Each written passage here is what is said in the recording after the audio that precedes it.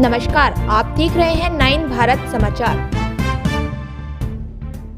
जिला सचिव ने कहा कि केंद्र सरकार द्वारा पेश किया गया बजट अमीरों को लूटने और मध्य वर्ग के लोगों पर आर्थिक बोझ डालने का एक तरीका है। उन्होंने मांग की है कि बजट के स्वरूप को तुरंत बदला जाए। केंद्र सरकार द्वारा हाल ही में संसद में पेश किए गए बजट के खिलाफ all trade union public organisation के तत्वाधान में वारंगल चौरस्ता पर विरोध प्रदर्शन किया और बजट दस्तावेज जलाए गए। इस कार्यक्रम में CITU जिला सचिव मुक्केरा रामास्वामी उपस्थित थे।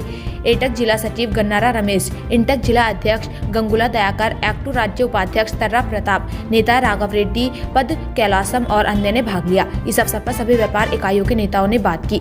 उन्होंने कहा कि केंद्र की भाजपा सरकार का हाल ही में पेश किया गया बजट मजदूर, किसान व आम जनता के खिलाफ है। उन्होंने कहा कि बजट धनादन वर्ग, निवेशकों और कॉर्पोरेट शक्तियों को लाभ पहुंचाने के लिए बनाया गया है। केंद्रीय बजट को देखते हुए उन्होंने चिंता व्यक्त की है कि सरकार ने बजट को इस तरह से बनाया जिससे देश के सभी धनंडियों को लाभ पहुंचे और श्रमिकों के लिए न्यूनतम मजदूरी बढ़ाने की बजाय आम आदमी पर गरीबी, बेरोजगारी और महंगाई का बोझ बढ़ाया जा रहा है। उन्होंने चेतावनी दी कि यदि मजदूर व किसान विरोधी बजट को तुरंत वापस नहीं लिया गया तो वह बड़े स्तर पर आंदोलन को तेज करेंगे।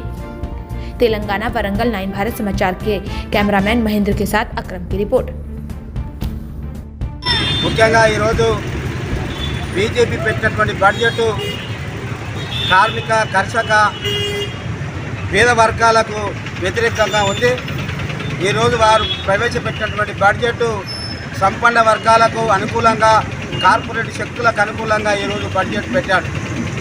ఈరోజు భారతదేశంలో ఉన్నటువంటి శ్రామిక వర్గాన్ని, కార్మిక వర్గాన్ని, పేద ప్రజానీకాన్ని మొత్తం నట్టేట ముంచి ఈరోజు దేశ సంపద అంతా కూడా కార్పొరేట్ శక్తులకు దోచిపెట్టే విధంగా ఈ బడ్జెట్ ఉందని చెప్తా ఉన్నాం. అంతేకాదు ఈరోజు తెలంగాణ రాష్ట్రానికి కూడా మొండి చేయి చూపినటువంటి దేశవ్యాప్తంగా మరి కార్మిక వర్గం తన మీద కత్తిపెట్టేటువంటి చట్టాన్ని తీసుకురావడం కోసం మరి బడ్జెట్ ప్రవేశపెట్టబోతున్నాడు. ఈ బడ్జెట్ కార్మికుల యొక్క తలలు తెంపే విధంగా ప్రయత్నం చేస్తూ ఉన్నాడు. గుజరాత్ లాంటి రాష్ట్రాన్ని బాగు చేయడం కోసం అక్కడ ఉన్నటువంటి పెట్టుబడిదారులను మరొకసారి ఇంకా పెట్టుబడిదారులుగా ఇంకా పైకి పంపడానికి కోసం ప్రయత్నం చేస్తున్న బడ్జెట్ ఇది. ఈ బడ్జెట్ దృష్టిలో పెట్టుకున్నప్పుడు ఈ దేశంలో ఉన్నటువంటి కార్మిక వర్గానికి మరి తినడానికి తిండి లేకుండా పోయే పరిస్థితి ఏర్పడుతూ ఉన్నది. ఈ పరిస్థితిని దృష్టిలో పెట్టుకున్నప్పుడు కార్మిక వర్గం తప్పనిసరిగా ఆలోచిస్తూ ఉంటుంది.